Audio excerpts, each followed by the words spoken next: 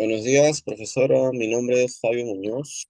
En este video voy a reflexionar sobre un periodo crucial para entender cómo se ha ido construyendo el Perú de hoy, desde 1930 hasta 1990. Mi postura es que durante estas 6 décadas el país experimentó profundos cambios, pero también muchas permanencias que siguen afectando a nuestra realidad actual. Crisis políticas, modelos económicos que se transformaron radicalmente, y una sociedad que vivió momentos de esperanza, miedo, desigualdad y resistencia. Em, Empezaré hablando por lo político. Desde 1930, con el golpe de Estado de Sánchez Cerro, el Perú entró en un ciclo de gobiernos militares, cortos periodos democráticos y crisis políticas constantes. En los años 40 y 50, los partidos democráticos como el APRA fueron duramente perseguidos y las elecciones no siempre reflejaban la voluntad popular. En 1968, Juan Velasco Alvarado lideró un golpe militar con la promesa de justicia social y transformación, impulsando una dictadura con reformas profundas, pero sin una participación ciudadana real. A pesar de algunos avances como el intento de modernización del Estado, la población se acostumbró a vivir bajo gobiernos autoritarios o débiles. Esta inestabilidad dejó una herencia peligrosa. Hoy muchos peruanos siguen viendo a la política como algo corrupto, alejado de sus necesidades, lo que afecta a nuestra democracia. Voy a seguir con el aspecto económico. Bien, pues económicamente el Perú pasó de tener una economía controlada por la élite terrateniente en los años 30 a un Estado que intervino intensamente en los 70. Con Velasco se nacionalizaron empresas, se impulsó la reforma agraria y se trató de empoderar al campesinado. Sin embargo, la falta de planificación y corrupción afectaron su eficacia. Durante los años 80, bajo gobiernos como el de Alan García, la economía enfrentó una crisis sin precedentes, inflación descontrolada, escasez de productos y aumento de la pobreza. La deuda externa creció y la capacidad del Estado para sostener servicios básicos colapsó. Esto generó un giro radical en los 90 hacia el neoliberalismo que promovió privatizaciones, reducción del Estado y apertura de mercados. Aún hoy este modelo sigue vigente.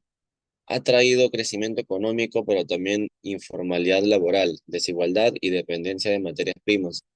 Seguimos con el aspecto social. Bien, durante este periodo millones de peruanos migraron del campo a la ciudad, especialmente a Lima. Esto cambió profundamente la composición social del país. Muchos buscaron mejores oportunidades, pero se encontraron con pobreza urbana, falta de servicios básicos, discriminación.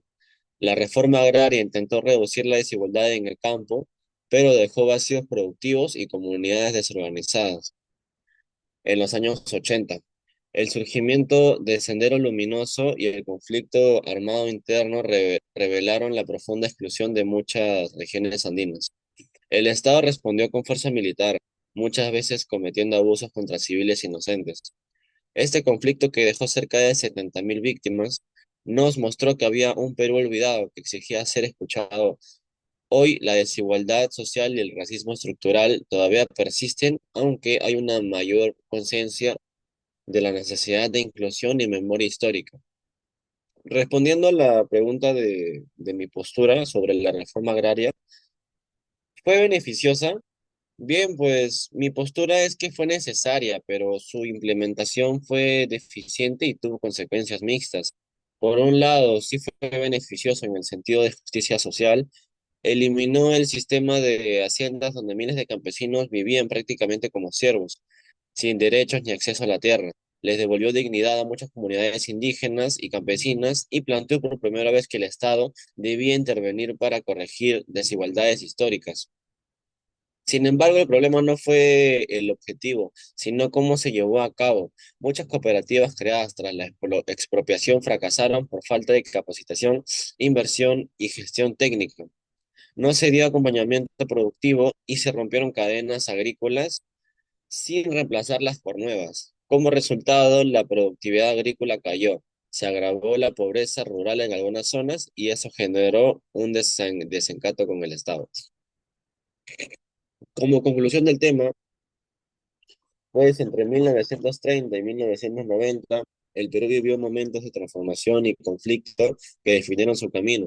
La inestabilidad política, las crisis económicas y las tensiones sociales no solo marcaron esa época, sino que también dejaron huellas en la profundidad, huellas profundas en la sociedad actual. Comprender este periodo es esencial para entender quiénes somos hoy y cómo podemos construir un futuro más justo e inclusivo. Muchas gracias.